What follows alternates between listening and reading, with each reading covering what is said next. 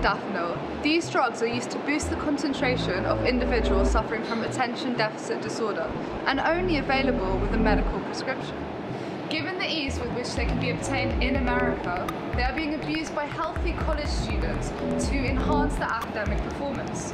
The situation is still under control on this side of the pond, probably due to more strict regulations, but more and more British students are finding ways to experiment with these stimulants. We have gathered opinions and accounts from across UCL, starting with academia, to investigate this phenomenon.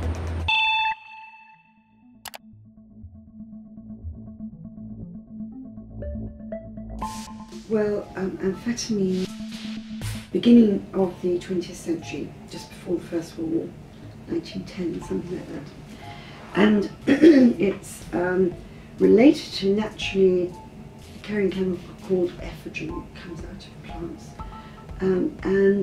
Ephedrine was the prototype nasal decongestant. I think it's probably around the 60s, I think. Modafinil, the main action was thought to be binding to receptors for a family of peptides called hypocretins. Narcoleptics have virtually no hypocretin in their brains at all. It appears to be a sort of autoimmune thing. And modafinil was discovered to target hypocretin receptors and was used to treat narcolepsy. Mostly what it does is target the same neurons that amphetamine does. So in a different way, it affects the function of nerves that release noradrenaline and dopamine. They give these drugs to children with ADHD, not modafinil, they give Adderall to children with ADHD, but the minute they become 16 they stop treating with amphetamine. They don't want to be giving amphetamine to adults. It's given in very low dose to treat ADHD. Children, it's not that it has a paradoxical effect, because those doses in normal children wouldn't be arousing either. So with a high dose of amphetamine, you'll just go completely psychotic. Right. With a low dose, people, it's a bit like having caffeine, really. You're dealing with a much more addictive drug altogether. Modafinil is not used in children at all anymore because of it has a very nasty neurological side effect. A sort of neurological inflammatory reaction. It's really quite nasty. The main thing people worry about with amphetamine is addiction. And it's thought that about 10% of pills, Adderall and thinking methylphenidate, Ritalin. It's thought about 10% of pills given to children, put in their lunch boxes, actually get sold on in the playground, and that they are being hijacked for use as smart drugs, but that's not very sensible.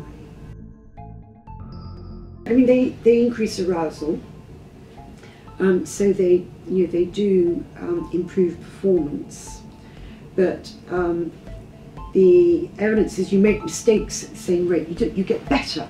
You don't get better particularly, but you get sort of faster and more efficient. Is it cheating? Probably no more than taking very high doses of caffeine, taking Red Bull, something of that sort. There are all sorts of things to think about, the dependence is one element, and whether you get rebound amnesia when you stop, and the other is state dependency. Well-known phenomenon that if you learn a task or learn facts in a particular state, say under the influence of lots of caffeine, or modafinil or something like that, then your recall is better in the same state. So you may get much better at cramming with the drug on board, but if you ever need to regurgitate that information, you better take the pill then as well. So leaving scientific and ethical considerations aside, we sought out people who had tried the drugs themselves and heard what they had to say. I've taken Adderall several times. I've honestly lost track when I went to University in America, usually during exam period. Sometimes if I was just under an essay crunch, but I think I restricted myself to doing it just throughout exam period out of fear of becoming reliant on the drug or losing my attention span later. But yeah, as I started to do it more, I did realize, like every time exams hit, I was like, oh, I could really use some Adderall right now, and didn't really want to study without it. No, I took 10 milligrams each time, except for the first time, which was a huge mistake. I took 250 milligrams on accident. Horrible things. I just think because people would say, oh, just take 2 tabs, which everyone thought was just 5 milligrams each, but there were 125 each. And so I popped one, and then I think an hour or 2 later popped another. I don't really recall. But what happened was, of course I was just like, hardcore biting my jaw, totally clenched up, and, just like really super focused for several hours. And long story short, stayed awake for 48 hours because I was just like so jittery. And after the really focused effects wear off, you just become really scatterbrained. You're hyper the whole time. And then by the end of it, I was just trying to come down by taking loads of bong rips just to kind of slow myself down again. The reason I took the drug in the first place was because of peer pressure, well, not peer pressure per se, just because everyone was saying it was an effective way to really crunch down, focus, and study. I definitely think it made a difference. I was very much focused. I crunched out, one 30-page paper, got an A on it, crunched out in 24 hours with a couple different pops of Adderall. Took Adderall on a plane, coming home once for 5 hours, crunched out another 20-page paper then.